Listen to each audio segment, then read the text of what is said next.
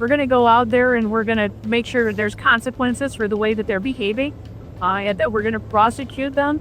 We're going to bring them to justice. We're not taking this any. Tensions are rising between Illinois Governor J.B. Pritzker and the Trump administration over the ongoing immigration crackdown in Chicago. Pritzker accused the federal government of declaring war on Chicago through National Guard deployment.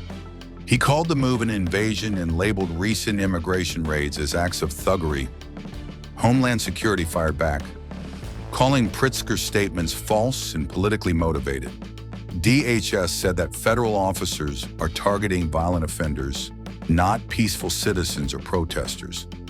Officials cited over 1,000 arrests in Illinois as part of Operation Midway Blitz, including gang members.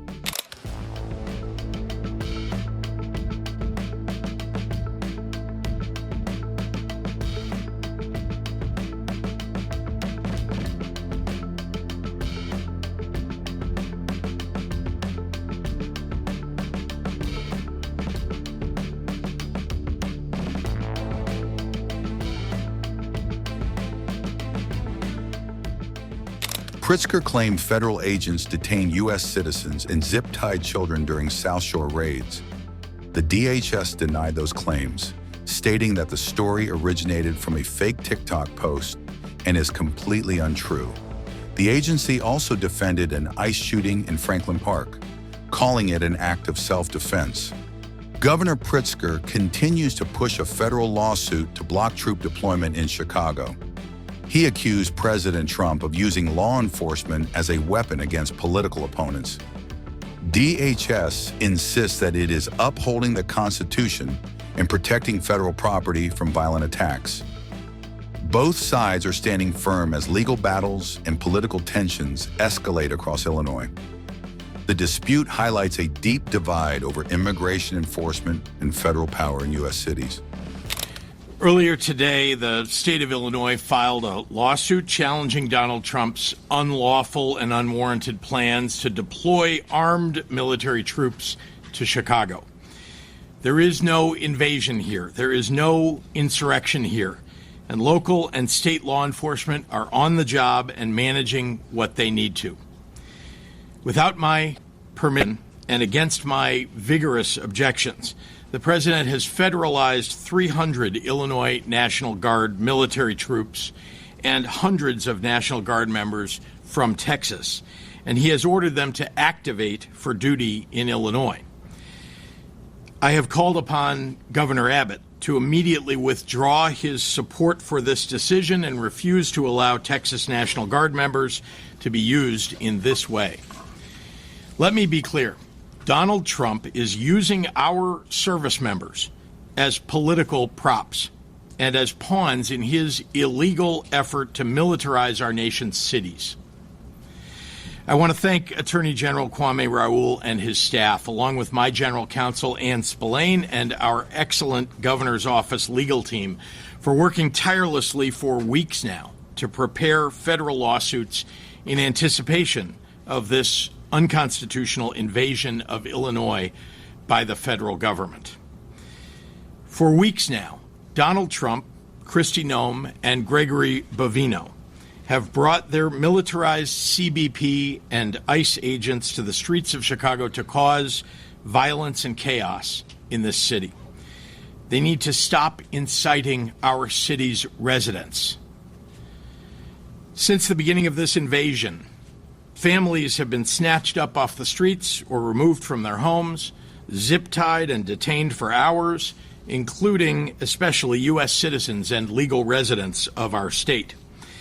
And in the words of CBP Chief Patrol Agent Greg Bovino, they're being chosen by how they look. Peaceful protesters have been hit with tear gas and shot with rubber bullets. Journalists simply reporting the facts on the ground have been targeted and arrested. The facts on the ground have been targeted and arrested. U.S. citizens, including children, have been traumatized and detained. This escalation of violence is targeted and intentional and premeditated. The Trump administration is following a playbook: cause chaos, create fear and confusion, make it seem like peaceful protesters are a mob by firing gas pellets and tear gas canisters at them. Why?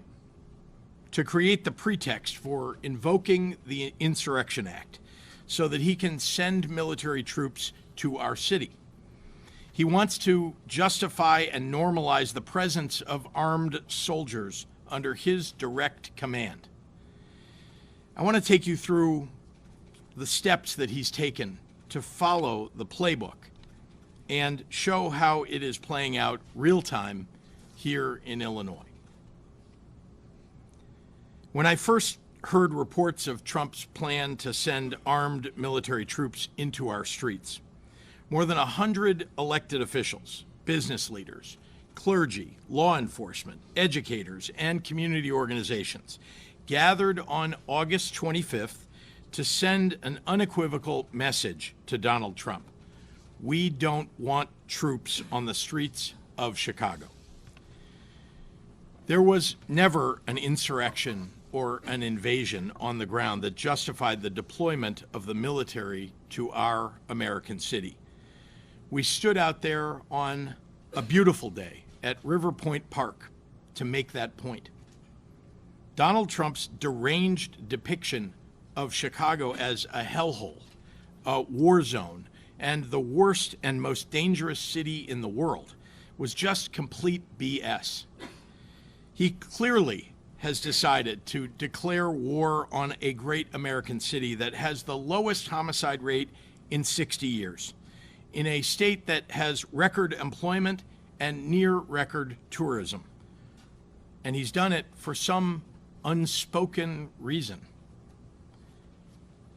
I spent the days and weeks following that out and about in our communities, in Bronzeville, in Austin, in Little Village, Berwyn, South Shore, and others, walking and talking and listening to real Chicagoans and local business owners, something Donald Trump, Greg Bovino, Tom Homan, and Kristi Noem have never bothered to do.